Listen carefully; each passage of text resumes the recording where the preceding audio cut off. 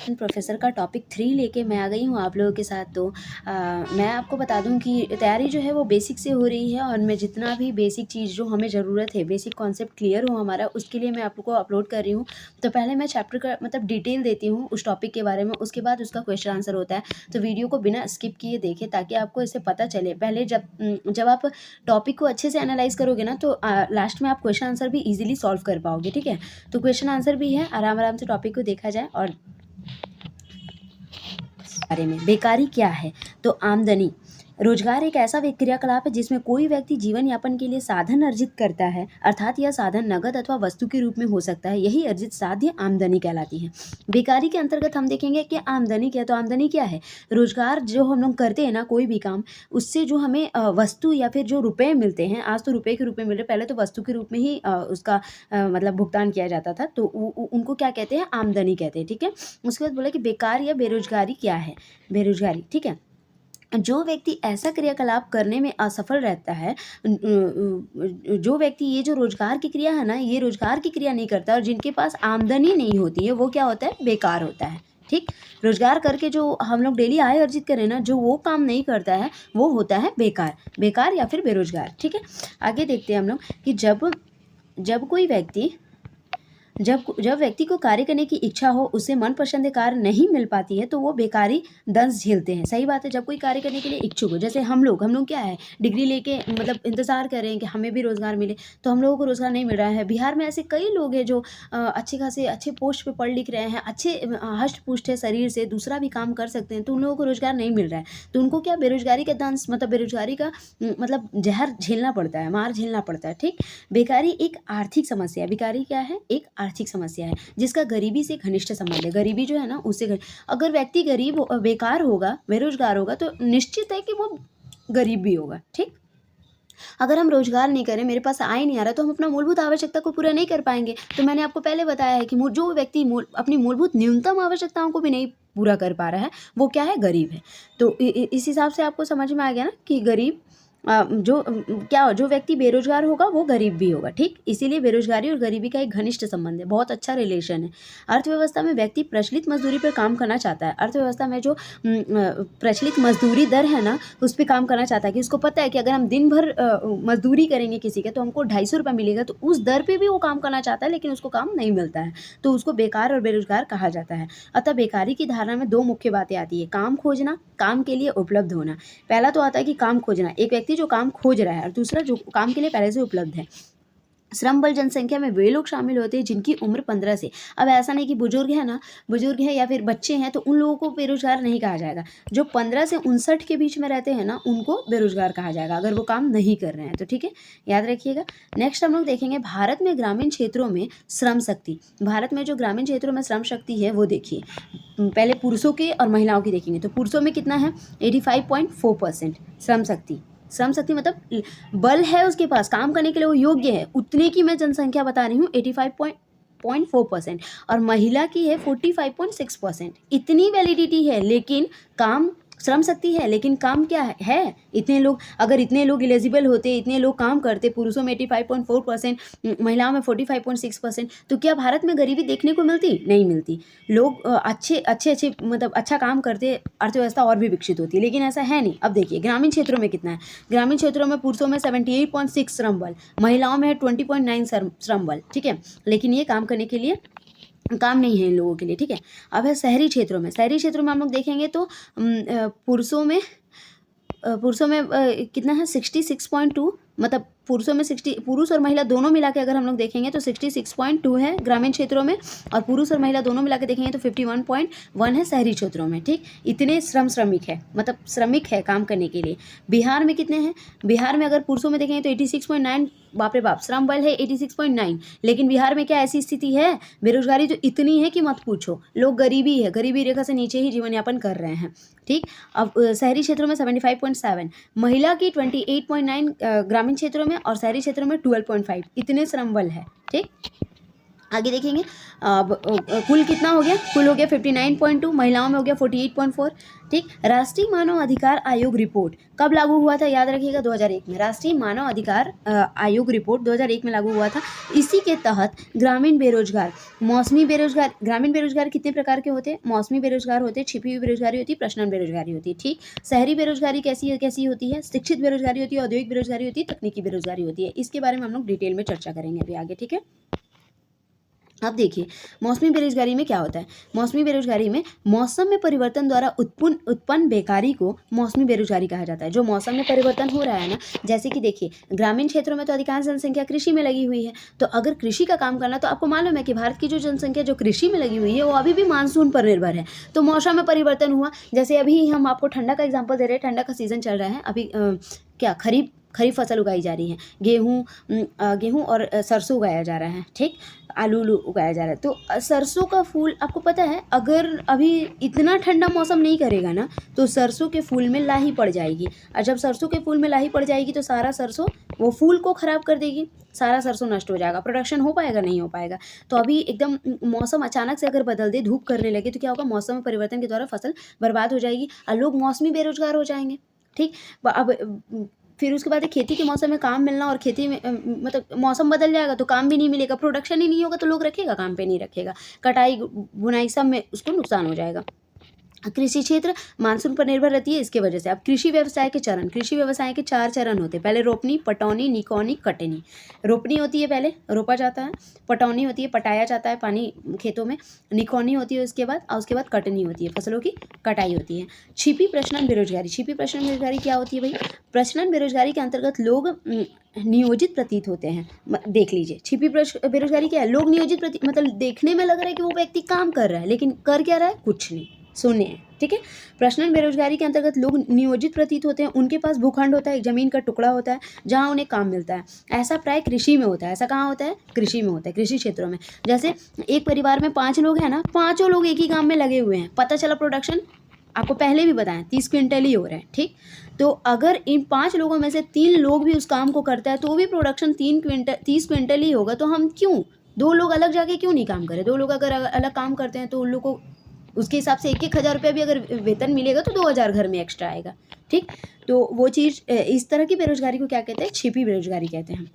अब है शहरी बेरोजगारी। शहरी बेरोजगारी में क्या होता है, शिक्षित बेरोजगारी होती है, औद्योगिक बेरोजगारी होती है, तकनीकी बेरोजगारी होती है। अब इसको भी अलग अलग हम लोग एक्सप्लेन कर रहे हैं, डिस्क्राइब करेंगे। देखिए शिक्षित बेरोजगारी में क्या होता है, शिक्षा सुविधाओं का प्रसार तथा दोषपूर्ण शिक्षा पद्धति के कारण शिक्षित बेरोजगारी की स्थिति उत्पन्न होती है। मैं आपको एक तो सर्वोत्कृष्ट उदाहरण दे रही हूँ। 2017 का केस होगा, 2016 का केस होगा, आप लोगों को याद होगा, जब रूबी राय का जो पेपर लीक हुआ था। ठीक है। वो पेपर जब लीक हुआ था ना, मतलब वो जब टॉप की थी, और बाद में पता चला कि उसको ये भी नहीं पता है कि उसका ऑनर्स पेपर क्या है। वो ये भी नहीं जानती है कि होम साइंस को क्या बोला जाता है, पॉलिटिकल साइंस को क्या बोला जाता है, ये सब कुछ नहीं जानती थी वो।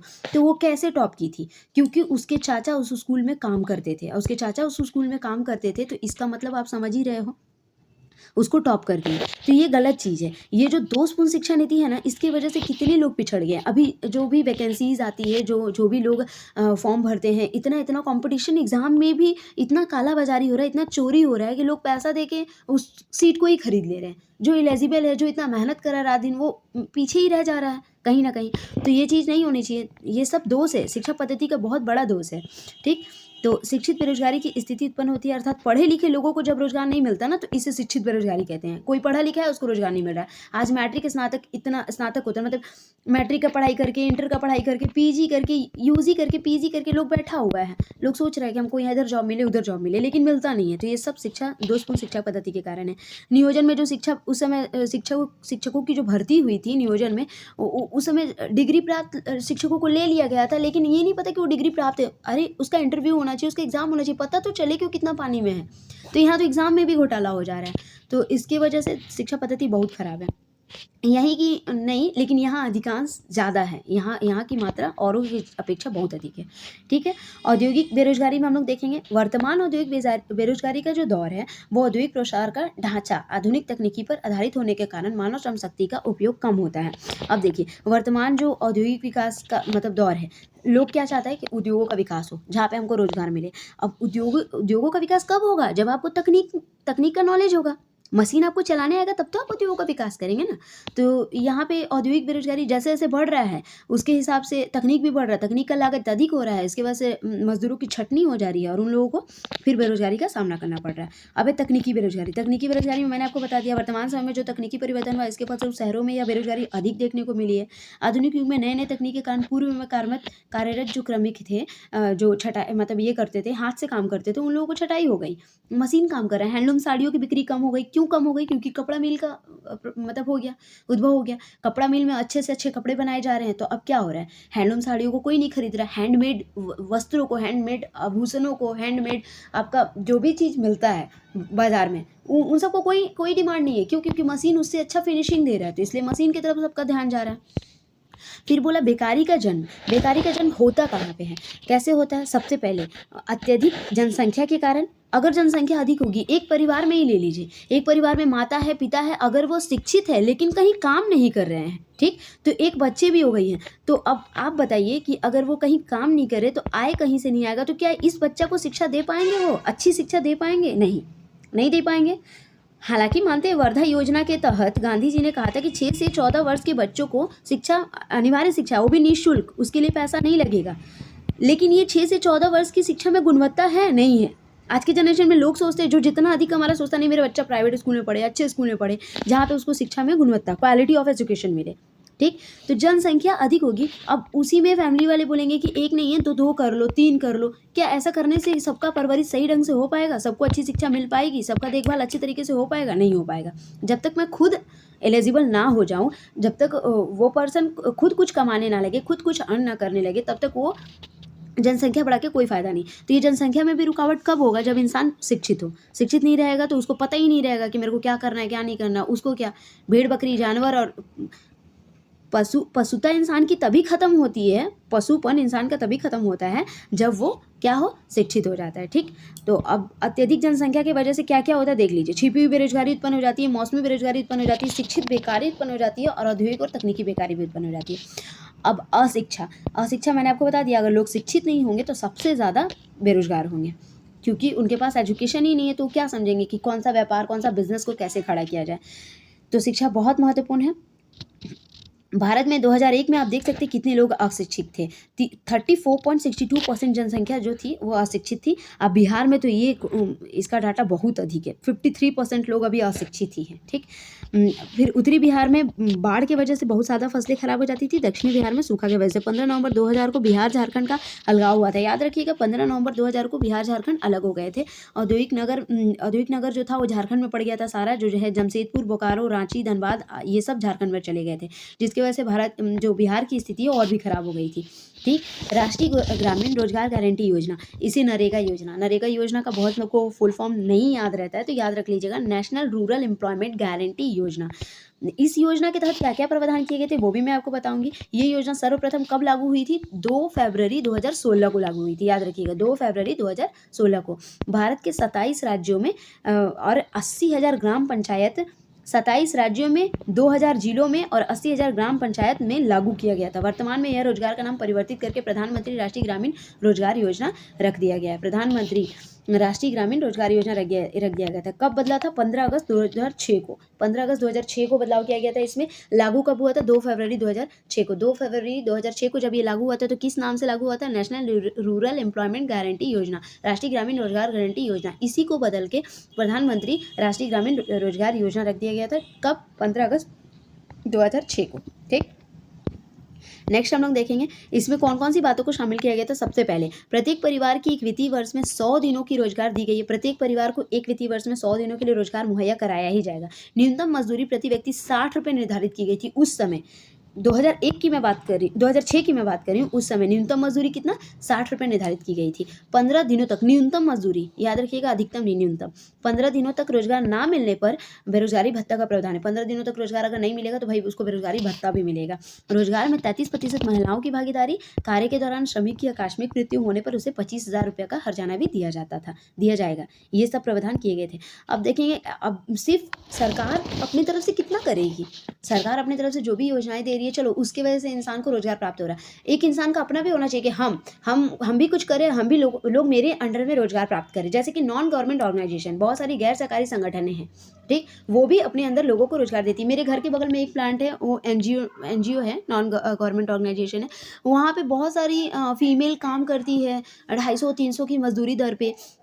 वो उस उधर बर्तन धोने का काम करती है। जितना भी खाना बन के स्कूलों को जाता है ना मिड डे मील योजना के तहत, तो वो सब उसका खाना बना के वो सब सारा सामान को बेचती है, बर्तन धोती है, ठीक है? तो उससे भी उन लोगों को काम मिल रहा है, उससे भी उन लोगों को काम मिल रहा है। रुको अभी। ये कुटीर उद्योगों का विस्तार और स्वयं सहायता समूह के द्वारा भी इसका हम लोग कर सकते हैं, ठीक है? फिर कुटीर उद्योगों का विस्तार जब हम देखेंगे तो इसमें कौन कौन से छोटे उद्योग होते हैं। एक तो ये छोटे उद्योग होते हैं, कम मशीनों का इसमें प्रयोग होता है और कम पूंजी पर ये उद्योग इनका स्टार्ट किया जा सकता है। मैं एक उदाहरण दे दूँ, अपने घर में ही एक हमारे भैया हैं, वो मतलब बचपन से फ्रिक्वेंटली बोल नहीं पाते थे उतना अच्छे से, उनका आवाज़ मतलब ऐसा था, लोग उसको बहुत हीन दृष्टि से देखते थे, ये क्या करेगा, ये क्या करेगा। आज मैं आपको बता दूँ, वो नॉर्मली टेलर बनाने का काम स्टार्ट किया है और उसका काम अभी बहुत अच्छा चल रहा है और उसी के काम से उसका पूरा घर परिवार चल रहा है, ठीक है? तो कभी भी मतलब छोटे उद्योग से भी शुरुआत आप कर सकते हैं, ठीक है? फिर है स्वरोजगार। अपने स्तर पे, जैसे उन्हीं का मैंने एग्जांपल दिया अपने भैया का, तो वो अपने स्तर पे संसाधन जुटा रहे हैं और अपने काम को कर रहे हैं।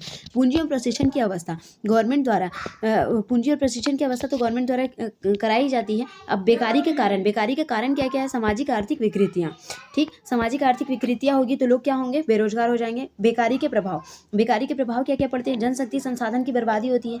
जो जनशक्ति, अभी मैंने बताया कि भारत में 85% ऐसे, लगभग 85% ऐसे व्यक्ति है जो श्रम के लिए एबल है, पुरुष। महिला भी है, कितनी महिला भी 53% समथिंग है। तो इतने लोग जो हैं, इनका नुकसान ही ना हो रहा अगर इनको रोजगार नहीं मिल रहा है, तो इन लोगों को रोजगार मिलना चाहिए। जनशक्ति संसाधन की बर्बादी नहीं होनी चाहिए, ठीक? हीन भावना का जन्म, बेरोजगार व्यक्ति अपनी तुलना रोजगार व्यक्ति की तुलना में करने लगते हैं, रोजगार व्यक्ति से करने लगते हैं। अगर कोई बेरोजगार है, मुझे ही ऐसा लगता है कि मेरे घर में सब रोजगार युक्त हैं, मैं बेरोजगार हूँ, तो मेरे को हीन भावना आती है कि हम भी पता नहीं मेरे को कब रोजगार मिलेगा, पता नहीं हम कब काम करेंगे। खैर, मैं स्ट्रगल जारी है मेरा, कभी ना कभी तो मिल ही जाएगा, ठीक? मनोवैज्ञानिक स्तर क्या होता है? गिरता चला जाता है। ये सब हीन भावना जब आती है ना, तो मनोवैज्ञानिक स्तर कहीं ना कहीं गिरने लगता है, ठीक? फिर सामाजिक कुरीतियों का बढ़ना मतलब चोरी, डकैती, छीना झपटी, ठगी, ये सब शुरू हो जाता है। पलायन की प्रवृत्ति का जन्म, अब लोग को ग्रामीण क्षेत्रों में ऐसा दिख रहा है कि हमको रोजगार नहीं मिल रहा, तो क्या करता है? शहरी क्षेत्रों में जाता है रोजगार की तलाश में। वहाँ पे उनको बहुत अपना पैतृक स्थान को छोड़ के तो पहले दूसरी जगह पे जाना पड़ता है, वहाँ पे बहुत अपेक्षाओं का उनको सामना करना पड़ता है। इसके बाद कम मजदूरी भी उन्हें मिलती है, उनको भेदभाव का सामना करना पड़ता है। अब आर्थिक प्रभाव देखेंगे, बेरोजगारी का आर्थिक प्रभाव क्या है? प्रति व्यक्ति आय की कमी आर्थिक पक्ष को प्रभावित करता है। प्रति व्यक्ति आय की कमी होगी तो आर्थिक पक्ष प्रभावित होगा। एक व्यक्ति जो कमाने जा रहा है, उसके ऊपर 5 परिवारों की रिस्पॉन्सिबिलिटी है, तो क्या होता है? आर्थिक पक्ष उसका प्रभावित होता है। निम्न जीवन स्तर, रहन सहन, खान पान, वेशभूषा, ये सब पे प्रभाव पड़ता है। कम आय होगी, कम रहन सहन अच्छा नहीं हो पाएगा, उतना अच्छा खान पान नहीं हो पाएगा, प्रोटीन पोषक की भोजन नहीं मिल पाएंगे हमें, वेशभूषा पर हमारा प्रभाव पड़ेगा, अच्छा पहन नहीं पाएंगे हम लोग, ठीक है? फिर आर्थिक मंदी का खतरा, बेरोजगारी में वृद्धि, मंदीग्रस्त अवस्था, संसाधन की बर्बादी। आर्थिक मंदी का खतरा में क्या होता है? बेरोजगारी में वृद्धि होती है, मंदीग्रस्त अवस्था आ जाती है, संसाधन की बर्बादी होती है। संसाधनों का उचित उपयोग ना होना, कम पूंजी होगी तो संसाधनों का उचित उपयोग हो पाएगा? नहीं हो पाएगा। व्यापक विकास का भी अभाव होगा। बेरोजगारी अंत में मैं आपको बता दूं, बेरोजगारी क्या है? अपर्याप्त उत्पादन क्षमता को बढ़ाती है, पूंजी स्टॉक की वृद्धि को भी धीमी कर देती है, ठीक? आगे देख लेते हैं हम लोग एक बारी इंपॉर्टेंट क्वेश्चन सर। देश की प्रमुख आर्थिक समस्या क्या है? गरीबी तथा बेकारी। भारत में ग्रामीण क्षेत्र में पाई जाती है अदृश्य बेकारी। बेकारी वह स्थिति है जब हमें इच्छा एवं योग्यता होते हुए भी काम नहीं मिलता है। बिहार में पाई जाने वाली बेरोजगारी है अदृश्य। बिहार के ग्रामीण क्षेत्रों में पाई जाती है अदृश्य मौसमी बेकारी। बिहार में अशिक्षितों की संख्या करीब निम्न प्रतिशत है, 53%, ठीक है? लगभग 53% है। बेकारी वह स्थिति है जब काम चाहने वाले तथा योग्य व्यक्ति को रोजगार उपलब्ध नहीं होता है।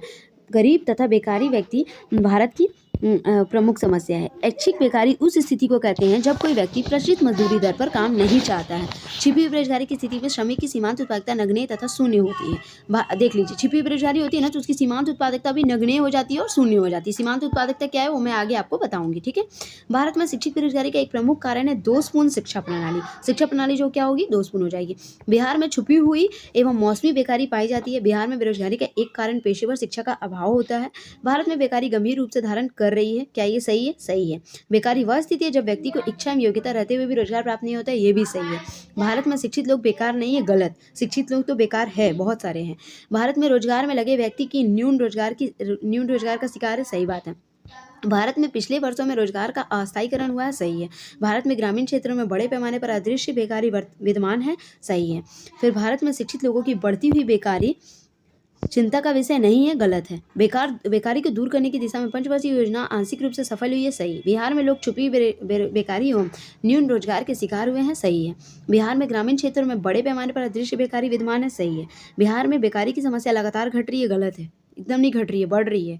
पेशेवर शिक्षा, स्वरोजगार एवं कृषि आधारित उद्योग के विकास द्वारा बेकारी दूर करने में मदद मिलेगी, सही है। Thank you. अगर वीडियो अच्छी लगी तो प्लीज़ लाइक और सब्सक्राइब फॉर मोर।